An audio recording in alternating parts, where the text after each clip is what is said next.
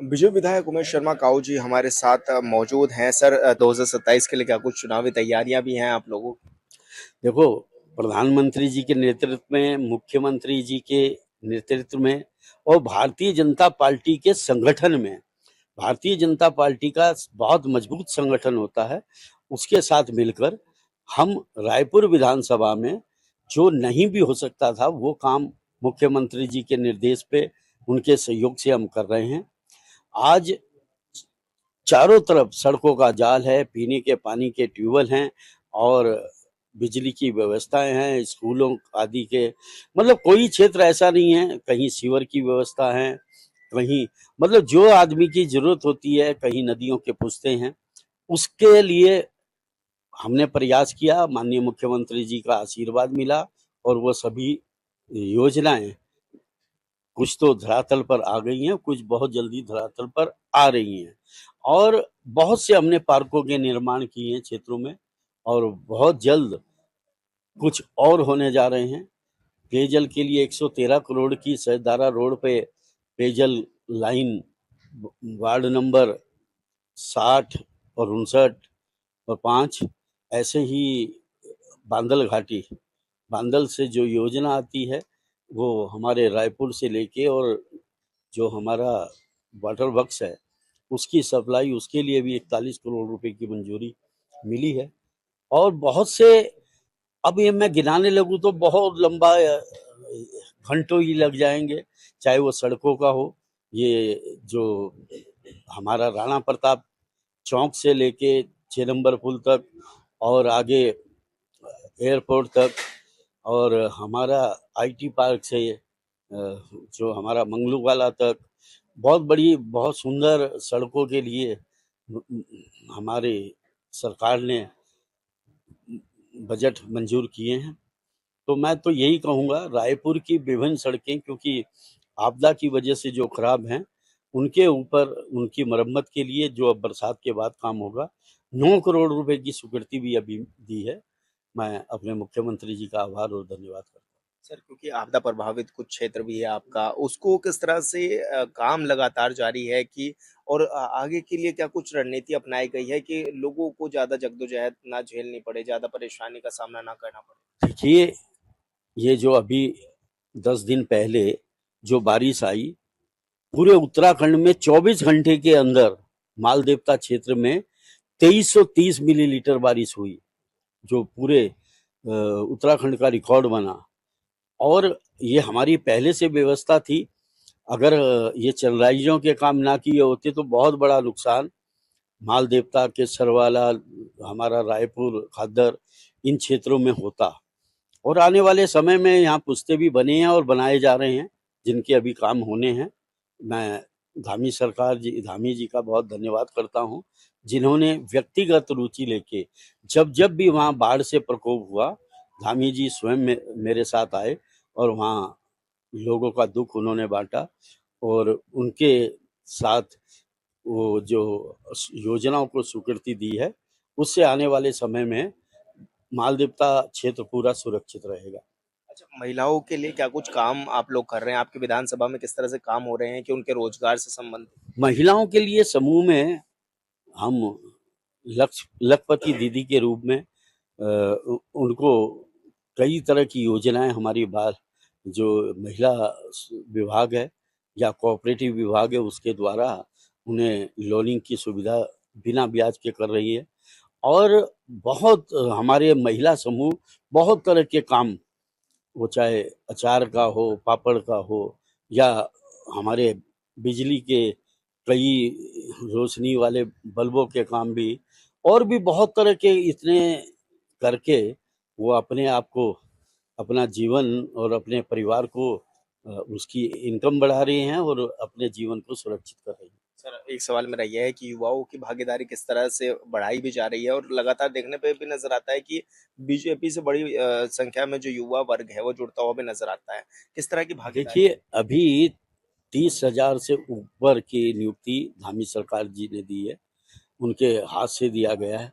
लेकिन जो ये सॉन्ग डैम बन रहा है, माल देवता क्षेत्र है या और भी कई क्षेत्र हैं, वहाँ इतना टूरिस्ट आने लगा है कि वहाँ बहुत से हमारे युवा जो चाहे छोटे फ्रूट्स के काम, ये चिकन, ये जो हमारे डोसा वगैरह, और हमारी कई तरह की ठेलियाँ लगा के रोजगार कर रहे हैं।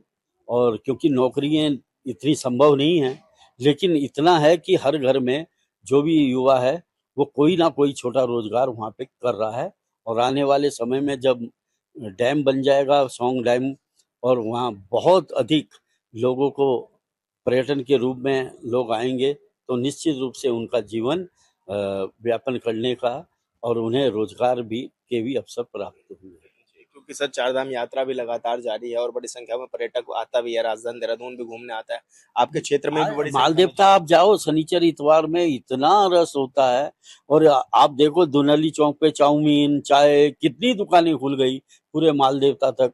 पूरे, अब कोई रोजगार कर रहा है तो हमें तो अच्छा है कि हम उन्हें रोजगार नहीं दे सकते, तो वो अपना सेल्फ रोजगार कर रहा है, अच्छी बात है। वो अपने परिवार को और अपने आप को मजबूत कर रहा है, परिवार का पालन कर रहा है।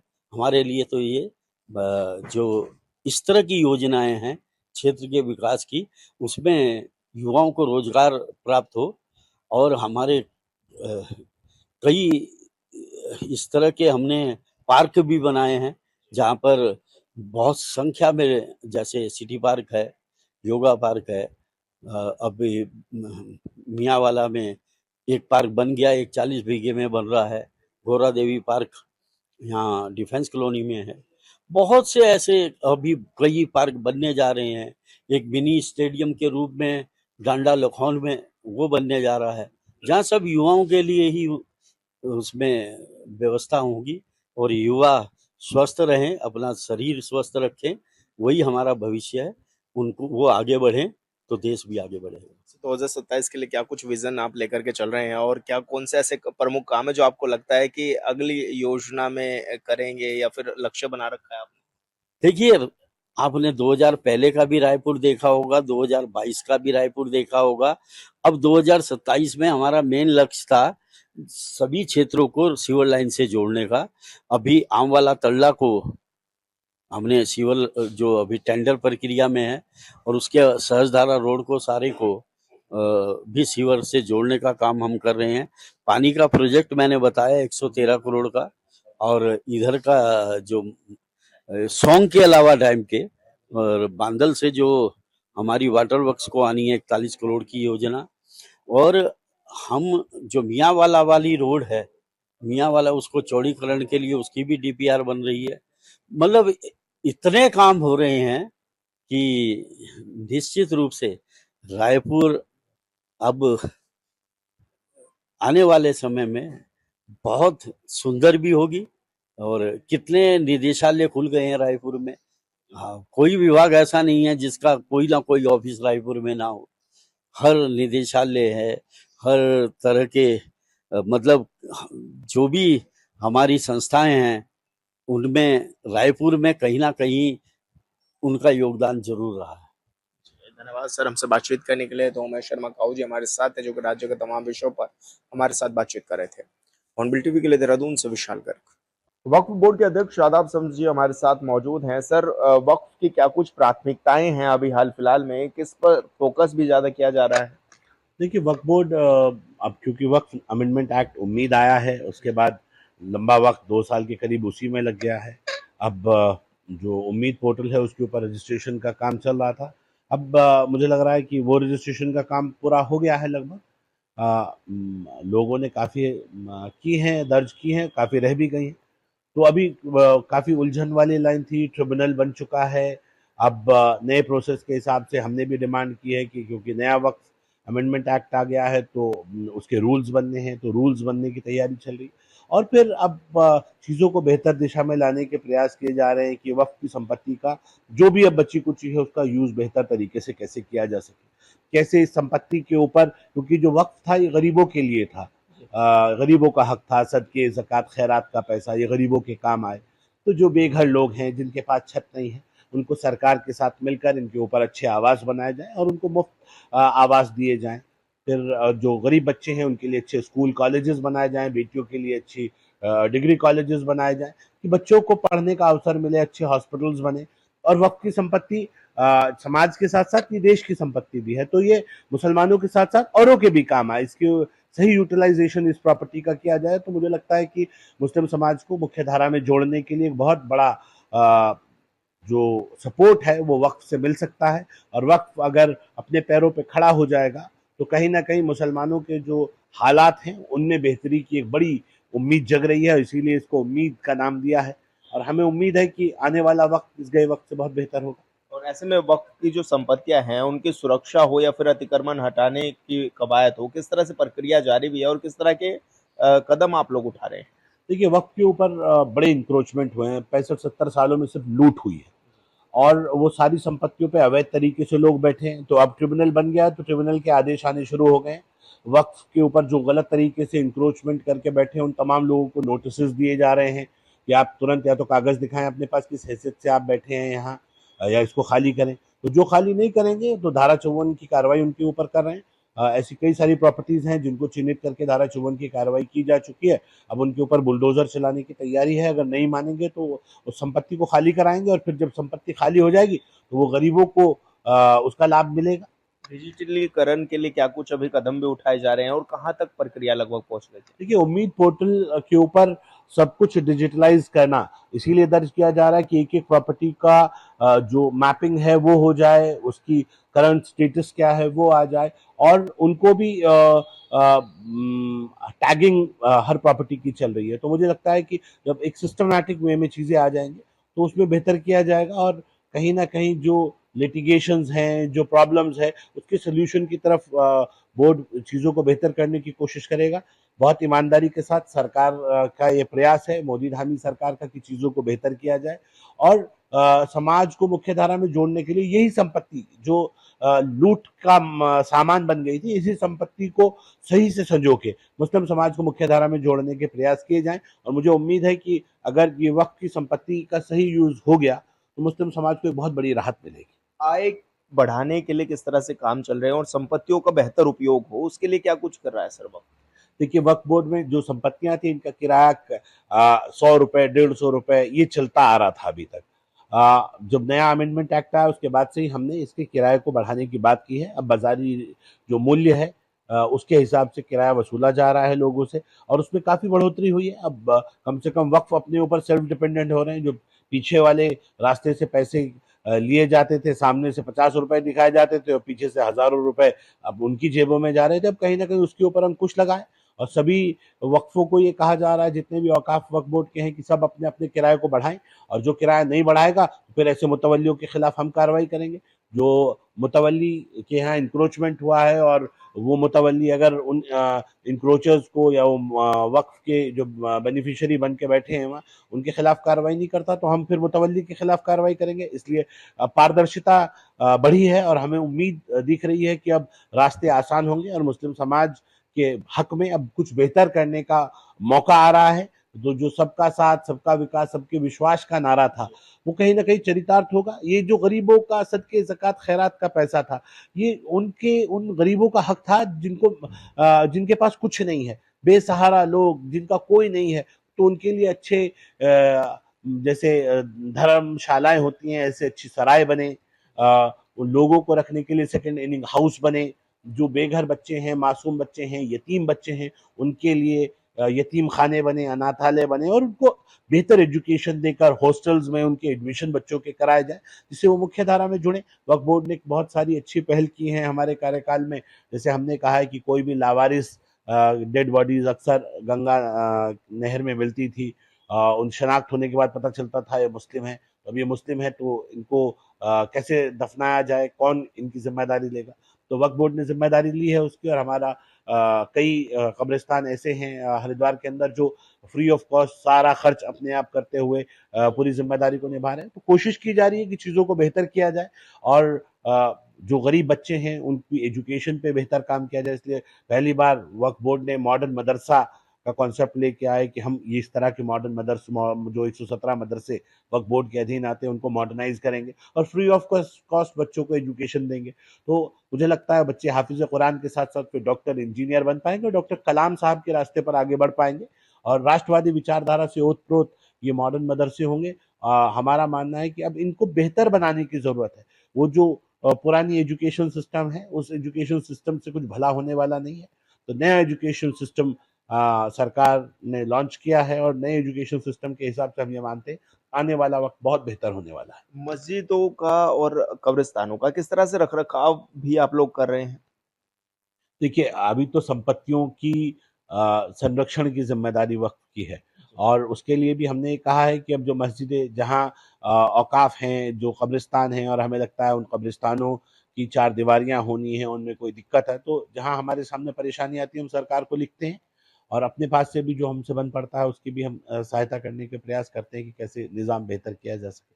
हाल ही में जो कानूनों में बदलाव हुआ, उसको आप किस तरह से देखते भी हैं? उत्तराखंड के लिहाज से कितना बेहतर मानते हैं? देखिए, कानून में तो बहुत वक़्त की ज़रूरत थे ये बदलाव और एक उम्मीद की किरण मोदी जी ने इस वक़्फ़ एक्ट के माध्यम से दिखाई है, जो नया एक्ट आया है। तो मैं ये कह सकता हूँ कि आने वाले वक़्त में आपको बहुत बेहतर साइन मिलेंगे, कमर्शियल प्रॉपर्टीज़ डेवलप होंगी, वक़्फ़ की इनकम बढ़ेगी, उस वक़्फ़ की जो इनकम आएगी वो उससे गरीब बेटियों की शादी की जा सकेगी, उससे जो यतीम बच्चे हैं उनकी एजुकेशन पे काम किया जा सकेगा। वो पैसा आएगा तो लेकिन वो सब कुछ आएगा, अभी आया नहीं है। तो अब प्रॉपर्टी की लाइन पे एक हम हमारा जो वे आउट है वो सही है, हमारी दिशा सही है और अगर ईमानदारी से सरकारों ने इस सोच के साथ अपनी नीयत साफ रखते हुए काम किया, तो आने वाला वक़्त बहुत बेहतर होने वाला है। मुस्लिम समाज सेल्फ डिपेंड होके सही रास्ते पे चलेगा और पढ़ा-लिखा समाज जब हो जाता है और बेहतर दिशा में चलता है, तो फिर ये मानिए कि देश आगे बढ़ता है।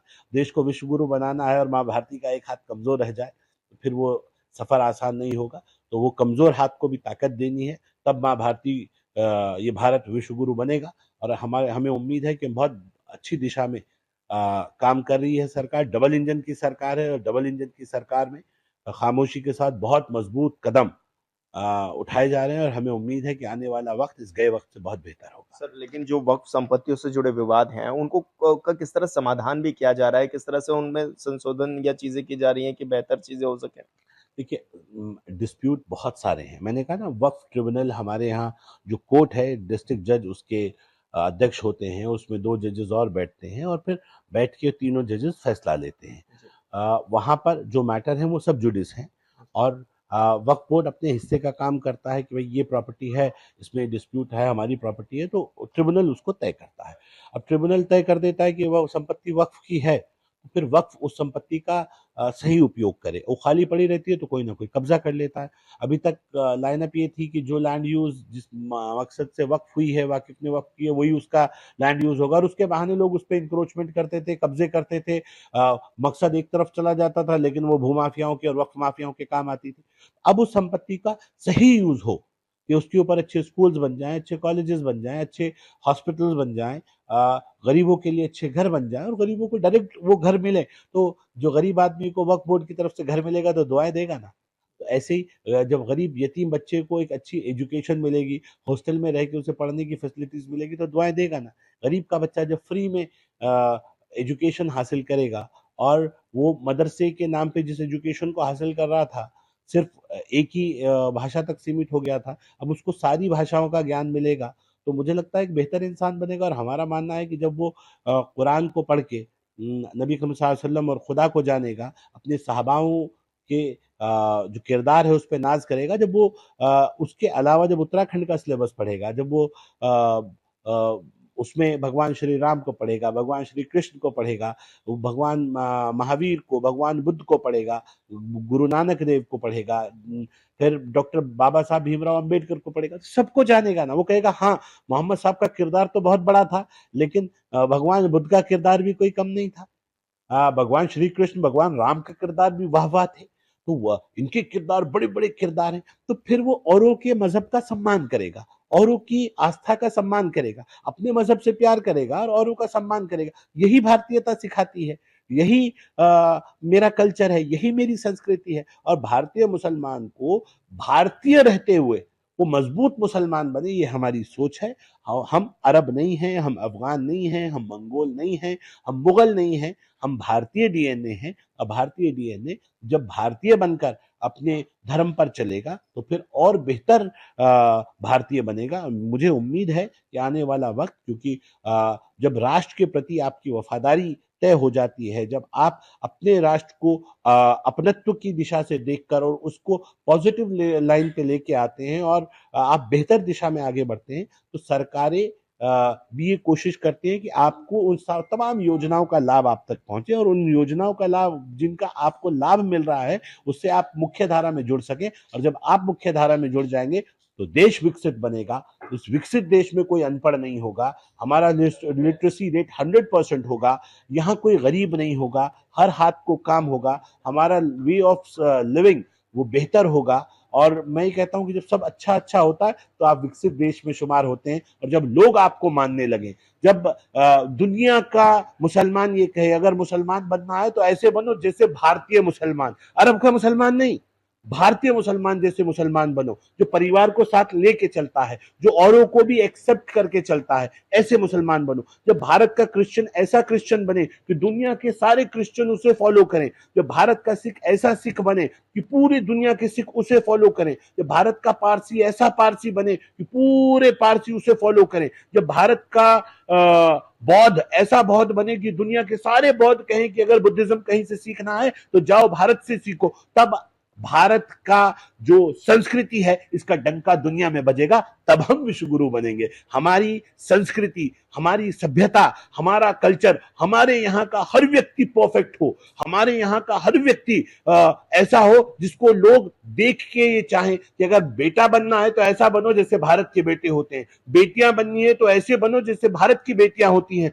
बहुएं बननी है तो ऐसे बनो जैसे भारत की बहुएं होती हैं, सास ससुर बनना है तो ऐसे बनो जैसे भारत के सास ससुर होते हैं, माँ बाप बनना है तो ऐसे बनो जैसे भारत के माँ बाप होते, तब जाके आप विश्व गुरु का तमगे को हासिल करते हैं। उसके लिए एक जो फाउंडेशन बननी है वो यहीं से शुरू होती है, और उस फाउंडेशन की तरफ ताकत से भारत बढ़ रहा है। अपनी संस्कृति की जड़ों को संजोते हुए, अपनी जड़ों को पकड़ते हुए भारत मजबूत कदमों से आगे बढ़ रहा है। और मुझे उम्मीद है कि आने वाला वक्त भारत का भी बेहतर होगा और भारत में रहने वाले भारतीयों तक का भी बेहतर होगा। आने वाला वक्त बहुत बेहतर होने वाला है। हमारी दिशा सही है, थोड़ी सी स्पीड की कमी है, आने वाले वक्त में स्पीड भी पकड़ी जाएगी और भारत तेजी से आगे जरूर बढ़ेगा। धन्यवाद सर, हमसे बातचीत करने के लिए। तो वक्फ बोर्ड के अध्यक्ष आदाब समझिए।